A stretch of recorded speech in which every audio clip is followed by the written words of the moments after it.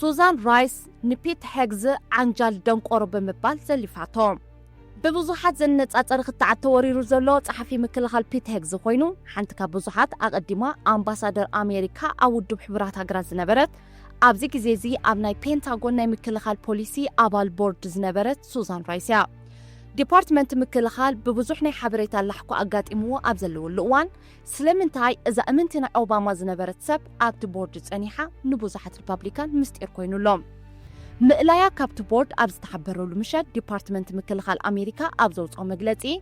ምእንቲ ንሓድሽ እስትራቴጂካዊ ኣንፈት ንምቕናዕ ናይ ፖሊሲ ቀዳምነታት ናይ ትኽፍሊ ንምስራዕ ጸጋታት ትኽፍሊ ብውሕልነት ኣጠቓቕሙኡ ንምርግጋጽ ለውጢ ከምዘድሊ ሓቢሩ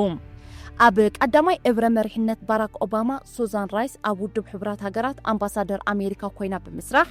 ኣብ ካልኣይ እብረ ድማ ከም ኣማኻሪ ጸጥታ ብምዃን ኣገልጊላ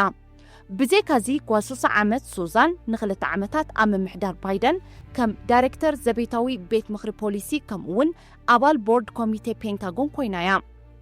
ታይምስ ኦፍ ኢንዲያ ዝተባህለ ናይ መላእ ዓለም ፍጻሜታት ዘእንግድ ማዕከን ሓበሬታ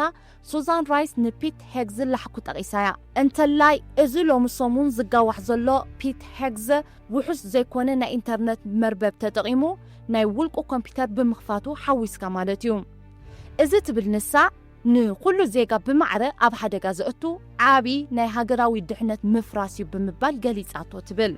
ፒት ሄግዝ ድማ ሓደ ዓንጃል ደንቆሮ ከም ጸሓፊ ምክልኻል ንምዃኑ እምበኣር ይበቅዕ ብምባል ዘሊፋቶም The Daily Mail ድማ ሽርካ ኦባማ ዝኾነት ሱዛን ራይስ ኣብ ግዜ ምምሕዳር ኦባማን ባይደንን ብዝተፈላለየ ጽፍሒ ዝሰርሐት ፒት ሄግዝ ካብ ናይ ፔንታጎን ናይ ፖሊሲ ቦርድ ምስ ኣባረራ ዓንጃል ደንቆሮ ብምባል ጸሪፋቱ ክትብል ኣብ ገጻታ ኣስፊራቶም እዚ በዓል ስልጣን ዝወሰዶ ውሳነ ብላሕኩ ሓበሬታ ተዋጢሩሉ ኣብ ዘለውሉ እዋን እዩ ማዕከን ሓበሬታ ሊንክድኢን ድማ ንታይምስ ኦፍ ኢንዲያ ብምጥቃስ ነዚ ዜና ኣብ ገጻታ ኣስፊራቶላ The Daily Beast ዝተባህለ መርበብ ድማ ሱዛን ራይስ ካብ መዝነታ ንዘባረራ በዓል ስልጣን ደንቆሮ ኢላ ጸሪፋቶ ብምባል ኣርእስቲ ዜና ጌራታ ቀንያላ